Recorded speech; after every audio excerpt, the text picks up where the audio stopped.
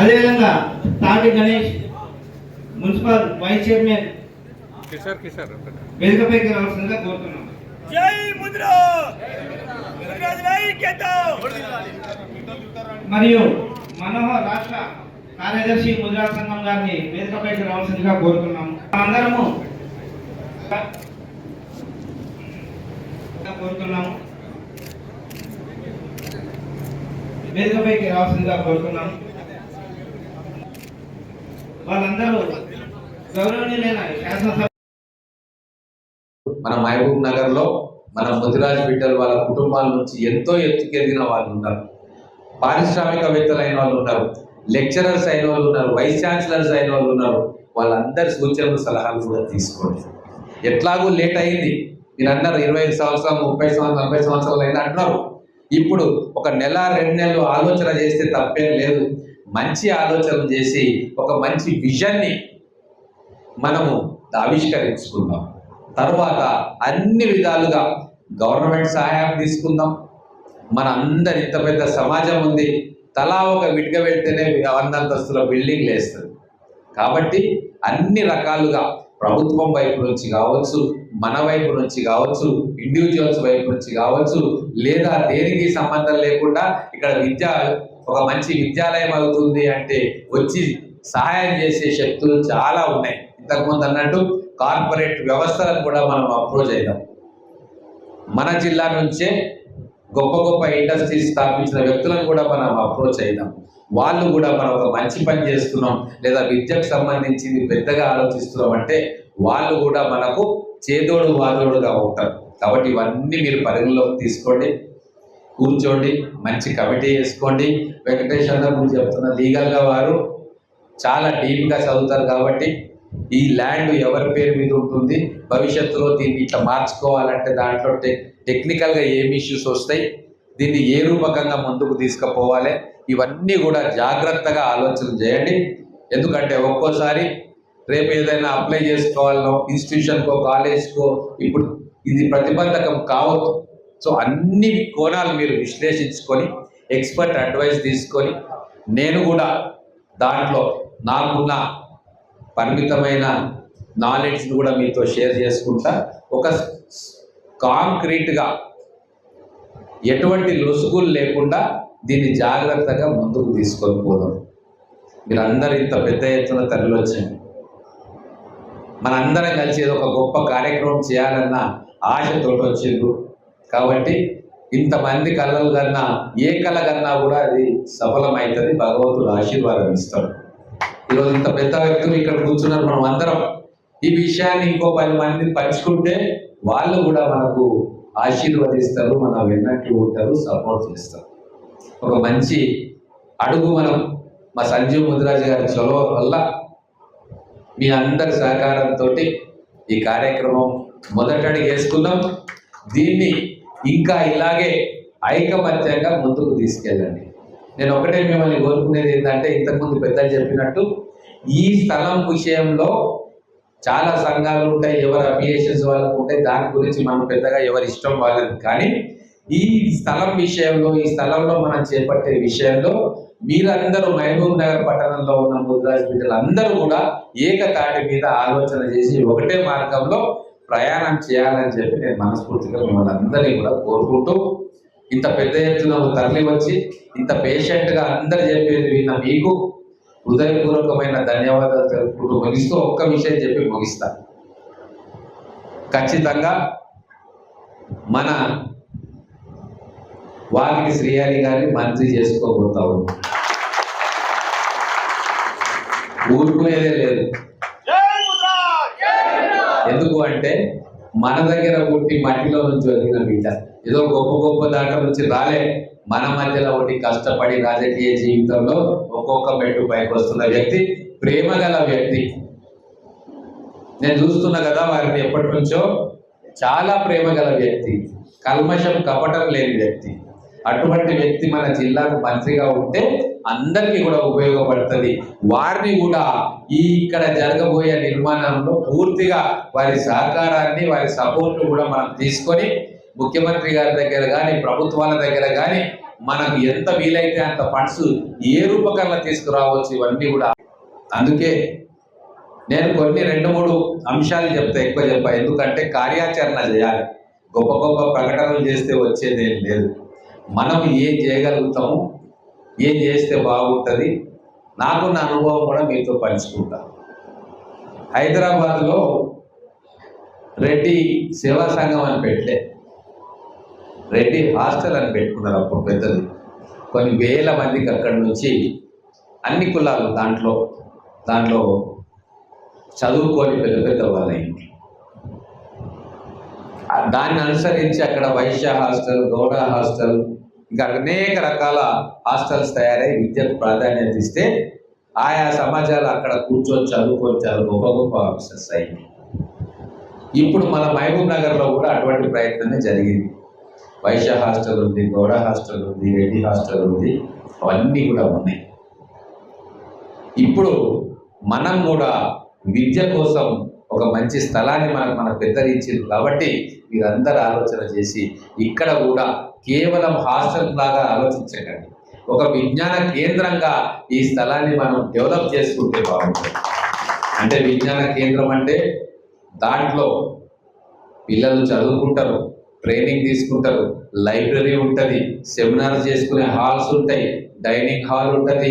ఇట్లా ఇంతకుముందు సంజీవన చెప్పి ఒక విజన్ తోటి ఆలోచన చేసి దాన్ని మనం కష్టమైన నష్టమైన ఒకరోజు ఆలస్యమైన పర్ఫెక్ట్గా మనం డిజైన్ చేసుకొని దాన్ని గ్రౌండింగ్ చేసుకుంటే ఖచ్చితంగా అది సబలీకృతం చేసుకునే శక్తి మన బిడ్డలకు ఉంది, మదిరాజు బిడ్డలకి. సమాజం కూడా మీకు అండదండగా ఉంటుంది. ప్రభుత్వాలు మేము ప్రజాప్రతినిధులుగా ఖచ్చితంగా మీకు అండదండగా ఉండి ఆ స్వప్నాన్ని సాకారం చేసుకునే ప్రయత్నంలో భాగస్వాములు అవుతారు. ఒక చిన్న ఎగ్జాంపుల్ చెప్తాం. మా వెంకయ్య గారు అక్కడ కూర్చున్నారు, వచ్చిండ్రు వెంకయ్య గారు వచ్చింది. ఒక చిన్న ఆలోచన నాకు వస్తే వారు దాని కార్యరూపం తీసుకొచ్చిండ్రు. ఈరోజు వారు మన లక్ష్మణ్ గారు అందరూ కలిసి ఒక పెద్ద హృదయంతో వాళ్ళకు భారమైనా సరే ఒక మంచి కార్యక్రమం ఎమ్మెల్యే గారు చెప్పిందని చెప్పి మొత్తం కోఆర్డినేట్ చేసి ఈరోజు 200 మంది పేద పిల్లలకి, ప్రభుత్వంలో చదువుకునే పిల్లలకి ఫ్రీ ఎంసెట్ నీట్ కోచింగ్ ఇప్పిస్తా ఉన్నారు. అంటే ఇంత దాతృత్వం, పెద్ద హృదయం గల వ్యక్తులు మన సమాజంలో వేల మంది ఉన్నారు. వాళ్ళందరి సహకారం కూడా మనం తీసుకుంటే ఒక అద్భుతమైన ఇన్స్టిట్యూషన్ని మనం మహబూబ్ నగర్ నడిబొడ్డున పెంపొందించుకునే అవకాశం ఉంది. అందుకే నా సూచన ఏంటంటే ఒక నేను మీ కుటుంబ సభ్యులో ఒకరిగా భావించి నాకు పెద్దరికం ఇచ్చి చైర్మన్ చేయాలనుకుంటారే వద్దు, మీ పక్కనే ఉంటా, మీలోనే ఒక పెద్ద మనిషిని ముందర పెట్టుకుందాం. నేను సలహాలు సూచనలు ఇవ్వడానికి మీకు అందుబాటులో ఉంటా. ఎప్పుడు పిలిచినా మీ దగ్గరకు వస్తా. లేదు మీరు మా దగ్గరికి వచ్చినా మంచిగా ఆలోచన చేసి గొప్పగా, ఇప్పుడు నాకు తెలిసి ఇక్కడ పైన కూర్చున్న వాళ్ళు ఈ ప్లేస్లో రాజకీయం చేద్దామన్న ఆలోచన ఎవరికి లేదనే నేను భావిస్తా ఉన్నా. ఎవరైనా అటువంటిది చేయాలన్న ఆలోచన ఉంటే వాళ్ళని కొద్దిగా దూరమే పెడతాం మనం. ఎందుకంటే ఇది మన పిల్లల భవిష్యత్తుకు సంబంధించిన విషయం, మన ఆత్మగౌరవానికి సంబంధించిన విషయం. కానీ కళ్ళ ముందే కనబడతా ఉన్నారు 2 కుటుంబాల్లో ఐఏఎస్ ఆఫీసర్లు ఉన్నారు అంటే అది మామూలు విషయం కాదు. ఇటువంటి సక్సెస్ ప్రతి కుటుంబంలో దొరకాలి. ఐఏఎస్ కాకపోవచ్చు, మంచి ఉద్యోగం కావచ్చు, లేకుంటే పెద్ద పరిశ్రమ పెట్టుకోవచ్చు, ఒక ఎంటర్ప్రినర్ కావచ్చు, ఒక టెక్నాలజీకి చెందిన వ్యాపారాలు చేయొచ్చు, లేదు ఒక కొత్త ఆవిష్కరణ చేయవచ్చు. ఇటువంటివి మన పిల్లలకు మనం చెప్పాలంటే ఖచ్చితంగా ఒక విజ్ఞాన కేంద్రం మనం ఏర్పాటు చేసుకోవాల్సిన అవసరం ఉంది. అందులో మీరు ఎప్పటి నుంచో కలలు కంటున్న హాస్టల్ కూడా దాంట్లో పెట్టుకోవచ్చు. ఒక 30, 40, 50 రూమ్లకు దానికి కేటాయించుకోవచ్చు. అందుకే అబ్దుల్ కలాం గారు అంటారు ఎప్పుడు కూడా పెద్దగా కలలు కనండి అని చెప్పి పిల్లలకు చెప్తారు. ఇప్పుడు నేను కూడా అదే అంటా ఉన్నా. మన ముదిరాజ్ బిడ్డలు కూడా మన పిల్లల కోసం పెద్ద కలలు కందాం, వాళ్ళను పెద్ద కలలు కనడానికి ప్రోత్సహిద్దాం, వాళ్ళకు వెన్నంటి ఉందాం, వాళ్ళకు కావాల్సిన అన్ని సౌకర్యాలను కూడా మనం ఇక్కడ కల్పిద్దాం. ఫంక్షన్ హాల్ అని కొంతమంది అంటారు, ఫంక్షన్ హాల్ మస్తుగా ఉన్నాయి. ఫంక్షన్ హాల్లో ఎవరి తాతకు బట్టి వాళ్ళు చేసుకుంటారు. ఒక బిడ్డ మామూలుగా 200 మందితో చేసుకుంటే ఇంకో కుటుంబం 2000 మందితో పెళ్లి చేసుకుంటారు. అది వాళ్ళ ఇష్టం, వాళ్ళ సర్కిల్ను బట్టి, వాళ్ళకున్న స్థూమతను బట్టి చేసుకుంటారు. కాబట్టి ఇంత మంచి ప్లేస్ ఇప్పుడు నేను చూసిన రెడ్డి హాస్టల్ ఊరికి దూరంగా ఉంది, గౌడ హాస్టల్ దూరంగా ఉంది, కానీ ఇది నగరం నడిబొడ్డున ఉంది. దీన్ని మనం ఖచ్చితంగా భవిష్యత్ తరాలకు ఉపయోగపడేటట్టు, మన పిల్లలకు ఉపయోగపడేటట్టు ఆలోచన చేయాలి. మన మధ్యన విద్యావేత్తలు ఉన్నారు, 30-40 సంవత్సరాల అనుభవంతో ఉన్న వ్యక్తులు ఉన్నారు. వాళ్ళందరినీ కూర్చొని ఒక కమిటీ వేసుకోండి, రకరకాలుగా ఆలోచనలు చేయండి, డిబేట్ చేయండి, తప్పు లేదు. ప్రజాస్వామ్యంలో ఆలోచనలు పంచుకోవాలి, డిస్కషన్ చేసుకోవాలి, డిబేట్ చేసుకోవాలి, మంచి చెడు తర్కం ఏంటి అని చెప్పి సలహాలు సూచనలు తీసుకోవాలి. దాంట్లో నుంచి మనకు ఏం చేస్తే బాగుంటుంది, ఈ భవనాన్ని ఎట్లా చేస్తే బాగుంటుంది అనేది ఒక ఆలోచన వస్తుంది. దాన్ని బట్టి మనం మంచి ఆర్కిటెక్ట్ను పిలిపించుకొని డిజైనింగ్ ఇద్దాం. అనుకున్న ఆలోచనలన్నీ మనకు సెమినార్ హాల్స్ కావాలా, డైనింగ్ హాల్ కావాలి, ఒక చిన్న మీటింగ్ ప్లేస్ కావాలి, రూమ్స్ కావాలి, లైబ్రరీ కావాలి, ఈ పార్కింగ్ కావాలి, ఇటువంటివన్నీ ఆలోచన చేయండి కూర్చొని. ఏది సాధ్యమవుతుంది, ఎంతవరకు సాధ్యమవుతుంది, ఈ ఉన్న బిల్డింగ్లను ఇట్లనే ఉంచాలన్నా, మాడిఫై చేయాలన్నా, లేకుంటే ఇవి వదిలేసి కొత్తది కట్టాలి, ఇవన్నీ కూర్చొని డిస్కస్ చేయండి. ఫస్ట్ ఏదో వచ్చిన కోట్ అనౌన్స్ చేసినాం, 2 కోట్లు 3 కోట్లు కాదు. అది సమస్యను ఇప్పటికిప్పుడు ఏదో అనిపోవడం, అది రాజకీయం అవుతుంది. అట్లా కాదు. భగవంతుడు మన పెద్దలు కలిసి ఇచ్చిన సంపద ఈ ఆస్తి. దీన్ని ఎల్లకాలం కొన్ని వేల మంది పిల్లలకి, మన కుటుంబాలకి ఉపయోగపడేటట్టుగా ఆలోచన చేసుకోవడమే ఇప్పుడు సరైన పద్ధతి. కాబట్టి ఆ కార్యక్రమంలో మీరు ఉండండి. మీతో పాటు మీ డిబేట్స్, డిస్కషన్లో నేను పాల్పంచుకుంటా. మంచి టీంని ఒకటి సెలెక్ట్ చేసుకోండి. నాకు సంతోషం ఎందుకైతుంది అంటే, ఒక్కసారి గత సంవత్సరం నుంచి అబ్జర్వ్ చేస్తూ ఉన్నా. నేను 2012 నుంచి 14 దాకా ఎమ్మెల్యే ఉన్నప్పుడు ఉన్న పరిస్థితి ఒకలాగుండే. అప్పుడు ప్రేమలు, ఆప్యాయతలు, కలుసుకోవడం, ఎవరైనా ఏ పార్టీ అయినా ఎవరి ఇంటికి పోవడం, రాత్రిపూట దావత్ చేసుకోవడం, లేకుంటే ఫంక్షన్స్కి పోవడం. చాలా సందర్భాల్లో నేను అప్పుడు ఎమ్మెల్యేగా ఉన్నప్పుడు టీఆర్ఎస్, బీజేపీ, కాంగ్రెస్, కమ్యూనిస్ట్ నాయకులు అందరం కూర్చొని భోజనాలు చేసుకొని హాయిగా దాంట్లో దావత్ చేసుకునే ఒక సందర్భం. రాజకీయాలు మాట్లాడుకునేది, మహబూబ్ నగర్ గురించి మాట్లాడుకునేది, తెలంగాణ గురించి మాట్లాడుకునేది, దేశం గురించి మాట్లాడుకునేది. తర్వాత ఎందుకో అది మనకు మిస్ అయిపోయింది. మళ్ళీ మెల్లమెల్లగా ఆ సంస్కృతి అందరం ఒకటే, మన మహబూబ్ నగర్ బిడ్డలమే. పార్టీలు ఏవైనా కావచ్చు, పార్టీలు, రాజకీయాలు, సిద్ధాంతాల వరకు పరిమితమవుతుంది. కానీ ఒక్కసారి మనం అందరం కలుసుకునేటప్పుడు ఆ పార్టీలు, సిద్ధాంతాలు మనకు అడ్డంకి కాదు అన్న విషయం మళ్ళీ ఒకసారి అందరూ గమనిస్తూ ఉన్నారు. దానికి ఒక మంచుతుండగా ఈరోజు ఇక మీటింగే. సంజీవన్న చెప్పినప్పుడు కొందరు తెలిసి తెలియక పోవద్దు, రావద్దు, ఇట్లుంది, అట్లుంది అంటే నేను ఒకటే చెప్పిన. ఒక మంచి కార్యక్రమం ఎవరైనా చేస్తున్నప్పుడు చిన్న చిన్న లోపాలు అనేది మానవ సహజం ఉంటాయి. లేదు ఒకరికి ఆహ్వానం రాలేదు, మిస్ అయిపోయి ఉండొచ్చు, ఆహ్వానిస్తారు. కానీ ఒక పెద్ద కార్యక్రమాన్ని మీరు వేసుకుంటున్నప్పుడు తలా ఒక చెయ్యి వేస్తే ఆ కార్యక్రమం బ్రహ్మాండంగా సక్సెస్ అవుతుంది. ఈరోజు ఇంతమంది మీరు ఇక్కడికి వచ్చిండ్రు. వేదిక మీద మా మహబూబ్ నగర్ ముదిరాజు బిడ్డలు, పేరెన్నిక గల వ్యక్తులందరూ కూడా ఇక్కడ కూర్చున్నారు. వారందరూ కూడా ఒకే లక్ష్యంతో ఇక్కడ కూర్చున్నారు. ఏది, ఎన్నో సంవత్సరాలుగా ఈ స్థలం మన చేతిలో ఉంది, కానీ దీన్ని మనం మన భవిష్యత్ సమాజానికి, మన పిల్లలకు ఉపయోగించుకోలేకపోతున్నామన్న ఆవేదన అందరికీ ఉంది. ఇక్కడికి వచ్చిన వాళ్ళు మీలో కూడా అది ఉంది. ఈ ఆవేదనను అర్థం చేసుకున్నాం అందరం. ఈ ఆవేదన ఇంకా ఉండకూడదు. ఏదో ఒక కార్యాచరణ మనం మొదలు పెట్టాలి. ఒక అడుగుతోనే 1000 కిలోమీటర్ల యాత్ర మొదలైంది. ఒక ఆలోచనతో ఒక పెద్ద సంకల్పం మొదలు కాబడుతుంది. దాన్ని గట్టిగా ముందుకు తీసుకుపోతే అది పూర్తవుతుంది. ఈరోజు ఖచ్చితంగా నేను ఒకటి చెప్తా ఉన్న సభా వేదిక మీద, మా ముదిరాజు బిడ్డలకు పరిపూర్ణమైన నాయకత్వం ఉంది మహబూబ్ నగర్ టౌన్లో, మహబూబ్ నగర్ నియోజకవర్గంలో, మహబూబ్ నగర్ జిల్లా. ఎందుకు ఈ మాట అంటుందంటే, చిన్న చిన్న విషయాలను పట్టించుకోకుండా సమాజం గురించి ఆలోచించడం, ముదిరాజ్ సమాజం గురించే కాకుండా మొత్తం సమాజం గురించి ఆలోచించే ఒక విశాలమైన దృక్పథం ఈరోజు వేదిక మీద ఉన్న వాళ్ళందరికీ కూడా ఉంది. ముఖ్యంగా నాతో పాటు నడుస్తూ ఉన్న మా సంజీవన్నకు వెంకటేశ్వరన్నకు ఇద్దరికి కూడా విశాలమైన స్వభావం ఉంది. నేను వాళ్ళతో కలిసి ఎన్నో సంవత్సరాలుగా ప్రయాణం చేస్తున్నా. కలిసి ఎన్నికలు కొట్లాడినాం, విరోధులుగా ఎన్నికలు కొట్లాడినాం. అంటే వేరే వేరే పార్టీలో ఉండి ఎన్నికలు కొట్లాడినాం, ఒకటే పార్టీలో ఉండి కొట్లాడినాం. ఎక్కడ కూడా పార్టీల మధ్య దూరం కావచ్చు, అది వ్యక్తుల మధ్య దూరం కాలే, మనసుల మధ్య దూరం కాలే. ఆ రోజు ఎటువంటి సంబంధాలు ఉన్నాయి, ఇప్పుడు అంతకంటే బలమైంది తప్ప అది వీక్ కాలే.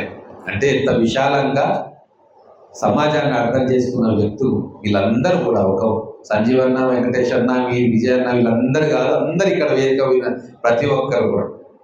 అయితే ఇక్కడ ఒక మాట మీతో చెప్పుకోవాలి. నా చిన్నతనంలో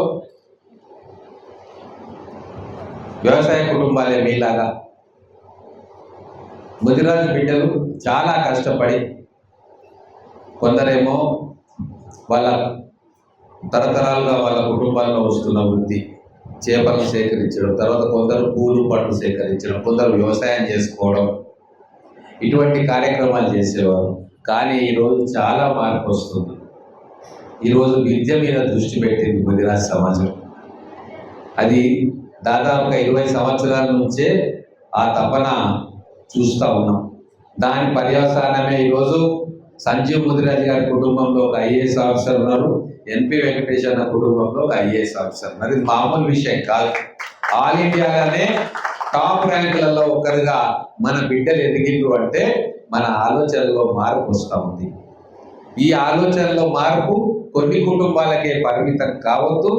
యావత్ ముదిరాజ్ కుటుంబాల్లో ప్రతి కుటుంబంలో కూడా మా బిడ్డలను చదివించుకొని గొప్పగా చేసుకోవాలన్న ఆలోచన మొదలు కావాలి. దానికి వీళ్ళు నాంది పలికిండ్రు కాబట్టి మన పిల్లలు కూడా అట్లా ఉండాలి అని కోరుకోవడంలోనే ఈరోజు మన శ్రేయస్సు, మన ముదిరాజ్ శ్రేయస్సు, సమాజ శ్రేయస్సు రెండు ముడిపడి. అందుకు అనుగుణంగానే ఈరోజు మనం ఆలోచనలు చేస్తూ ఉన్నాం. ఇంత పెద్ద స్థలం మన పెద్దలు ఇచ్చిండ్రు. రకరకాలుగా అప్పుడున్న కాలంలో అనుకోవచ్చు, రకరకాల పనులు చేయవచ్చు. ఇక్కడ నుంచి ఒక పెద్ద ఫంక్షన్ హాల్ కట్టుకోవచ్చు, లేకుంటే మార్కెట్ యార్డ్ ఏమేమో అనుకోవచ్చు. కానీ మారుతున్న పరిస్థితుల్లో ఇక్కడ విద్యాలయాలకు, విద్యకు సంబంధించిన దాని మీదనే పెద్దల దృష్టి పెంచి ఆలోచన తీసుకుంటే చాలా బాగుంటుందని చెప్పి నా వ్యక్తిగతమైన అభిప్రాయం. మనకు బీసీడీఏ సమస్య ఉంది, కానీ రాజకీయాలు నేను మాట్లాడదలుచుకోలే ఈరోజు. అది ప్రభుత్వ ఉద్యోగాలకు సంబంధించిన ఒక చిన్న అంశం. మనకు గవర్నమెంట్ ఉద్యోగాలు 2% వచ్చేది, మన జనాభాలో 2%. ఆ 2%లో ఓసీలు, బీసీలు, ఎస్సీలు, ఎస్టీలు ఇవన్నీ ఉంటాయి. అది సాధించుకోవడానికి మనం ప్రయత్నం చేస్తూనే మన పిల్లలను ప్రపంచంతో పోటీ పడేటట్లుగా నిలబెట్టాల్సిన బాధ్యత, వాళ్ళకు అటువంటి తర్ఫీదు, టెక్నికల్ నాలెడ్జ్, స్కిల్స్ ఇవ్వాల్సిన అవసరం ఇప్పుడు మన అందరికీ ఉంది. కాబట్టి ఈరోజు ఇంజనీరింగ్ విద్యకు పోతున్నారు మన పిల్లలు, పాలిటెక్నిక్ విద్య చేస్తున్నారు, వొకేషనల్ కోర్సెస్ చేస్తున్నారు. ఎందుకు అంటే ఒకవేళ మనకు ప్రభుత్వ ఉద్యోగాలు రాకున్నా అంతకంటే గొప్ప ప్రైవేట్ ఉద్యోగాలు మనకు వస్తాయి, మనం స్కిల్స్ అలవాటు చేసుకోవాలి అన్న ఆలోచన ఇప్పుడిప్పుడే మనకు అందరికీ కూడా వస్తుంది.